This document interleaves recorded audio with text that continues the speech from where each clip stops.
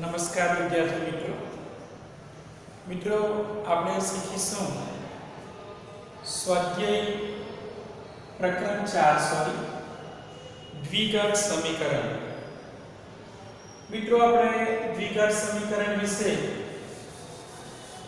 બહુ જાણતા નથી, પરંતુ આપણે દ્વિચલ સમીકરણ વિશે જાણીએ છીએ। આપણે મિત્રો પ્રકરણ 2 માં બહુપદીનો અભ્યાસ કર્યો। આપણે જાણીએ છીએ કે બહુપદી એકઘાતી, દ્વિઘાતી, ત્રિઘાતી, n ઘાતવાળી બહુપદીઓ હોય। માની લો કે આપણે એક દ્વિઘાતી બહુપદી લખીએ છીએ 2x² + 5x + 7 દ્વિઘાતી બહુપદી છે।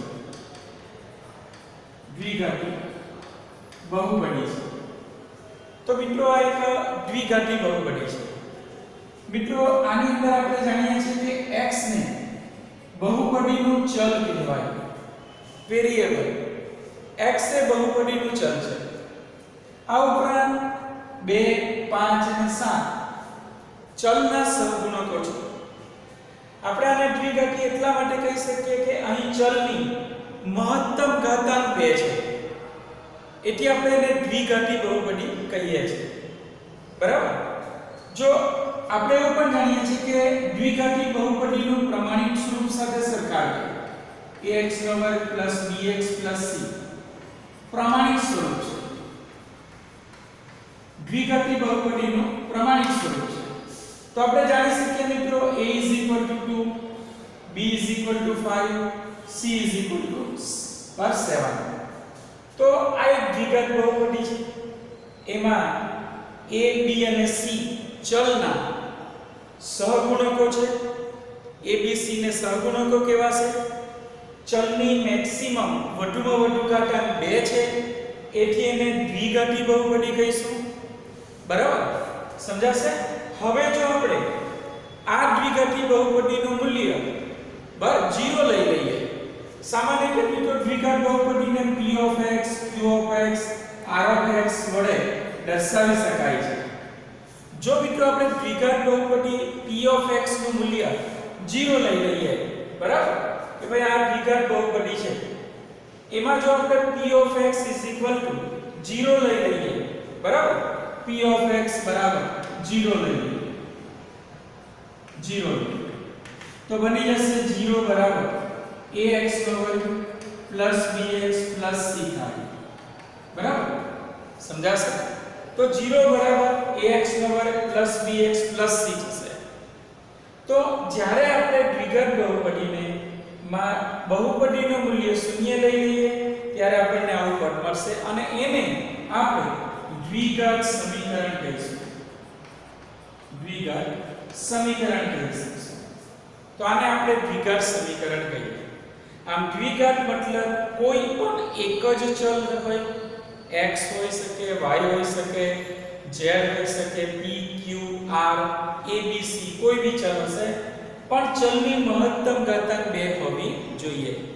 ચલની મહત્તમ ઘાતાંક 2 હોય અને તે ચલનો સહગુણક a ≠ 0 હોય, બરાબર? ચલ x નો સહગુણક 0 હશે તો ચાલશે, અચળ પદ 0 હશે તો પણ ચાલશે, પણ ચલ x² છે એનો સહગુણક a ≠ 0 હોય, a, b અને c વાસ્તવિક સંખ્યાઓ હોય તો એવા પદને આપણે દ્વિઘાત સમીકરણ કહી શકશું, બરાબર? તો સામાન્ય રીતે આ દ્વિઘાત બહુપદી છે। જો આપણે દ્વિઘાત બહુપદીમાં p(x) = 0 લઈ લઈએ તો બની જશે ax² + bx + c = 0, જેને આપણે દ્વિઘાત સમીકરણ કહીશું, બરાબર? સામાન્ય રીતે મિત્રો દ્વિઘાત સમીકરણનો ઉપયોગ પ્રાચીન સમયથી થતો આવ્યો છે, બરાબર? દ્વિઘાત સમીકરણનો અનેક ક્ષેત્રમાં ઉપયોગ એ જાણીતો છે, બરાબર? ખાસ કરીને ગુણાકાર અને સરવાળા પરથી સંખ્યાઓ શોધવા માટે સૌપ્રથમ બેબીલોન વાસીઓએ તેનો ઉપયોગ કર્યો કે બે ક્રમિક સંખ્યાઓનો ગુણાકાર 306 છે તો એ બે સંખ્યાઓ શોધો, બરાબર? તો આ રીતે બે ક્રમિક સંખ્યાઓ, બે ક્રમિક ધન પૂર્ણાંકો, બે ક્રમિક યુગ્મ પૂર્ણાંકો, અયુગ્મ પૂર્ણાંકો એને દ્વિઘાત સમીકરણથી કેવી રીતે ઉકેલી શકાય એના વિશેનું સૌપ્રથમ જ્ઞાન બેબીલોન વાસીઓને હતું. ત્યારબાદ બ્રહ્મગુપ્તે ax² bx c સ્વરૂપે સૂત્ર આપ્યું. તો આવી રીતે દ્વિઘાત સમીકરણનું સૂત્ર બ્રહ્મગુપ્ત નામના ગણિત શાસ્ત્રીએ આપ્યું. ત્યારબાદ દ્વિઘાત સમીકરણને ઉકેલ માટે 12 ખાસ પ્રકારના સૂત્રની રીતથી ઉકેલ શ્રીધર આચાર્યએ આપ્યો. તો આ ગણિત શાસ્ત્રીઓએ આપણને દ્વિઘાત સમીકરણ વિશે ઘણી બધી માહિતી આપી. આમ દ્વિઘાત સમીકરણ વિશે બેબીલોન વાસીઓ, બ્રહ્મગુપ્ત, શ્રીધર આચાર્ય વગેરે ગણિત શાસ્ત્રીઓ પ્રાચીન સમયથી એનો વિવિધ કોયડાઓના ઉકેલ માટે ઉપયોગ કરતા હતા.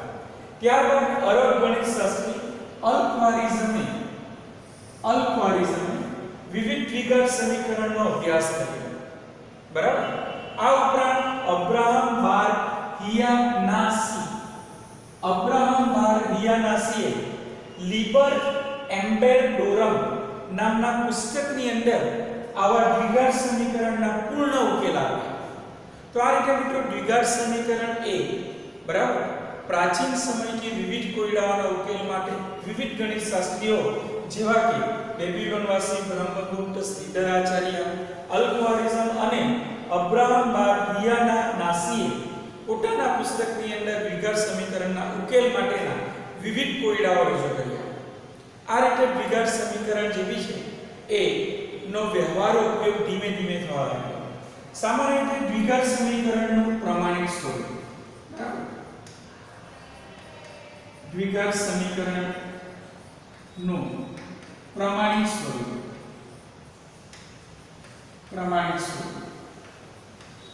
બરાબર. મિત્રો આપણે જાણીએ છીએ કે જ્યારે દ્વિઘાત બહુપદી ax² bx c આ દ્વિઘાત બહુપદી છે. જો દ્વિઘાત બહુપદીનું મૂલ્ય 0 લઈએ = 0 લઈએ તો એને દ્વિઘાતાંક એટલે કે બે ઘાત વાળું સમીકરણ કહે છે. બરાબર.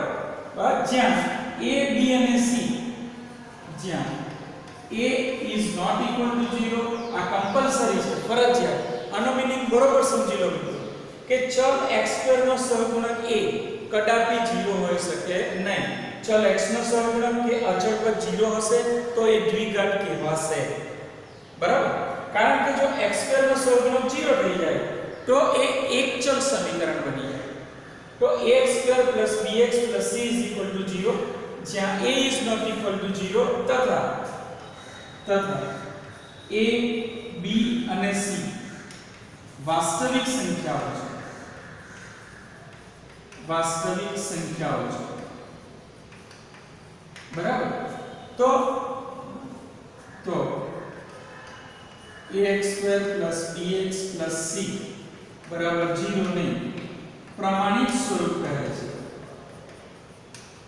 દ્વિઘાત સમીકરણનું પ્રમાણિત રૂપ કહે છે. બરાબર. ઘણા બધા સમીકરણો આપણે લખી શકીએ. દાખલા તરીકે આપણે લખી શકીએ આ રીતે 5x² + 3x - 7 = 0 એ દ્વિઘાત સમીકરણનું ઉદાહરણ છે.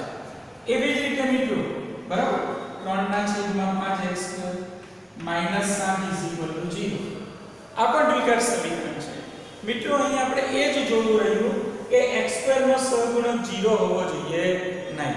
જો આવો સ્વરૂપ હોય તો આપણે એને પ્રમાણિત રૂપમાં લખી શકીએ 3/5x². x² નો સહગુણક આપેલો છે, x ના સહગુણક વાળું પદ નથી આપેલું તો આ રીતે લખવાનું +0x આ રીતે. બરાબર. પછી લખી શકીએ -7 = 0 તો આ રીતે ax² + bx + c = 0 સ્વરૂપ મળી જાય. ખ્યાલ આવશે મિત્રો.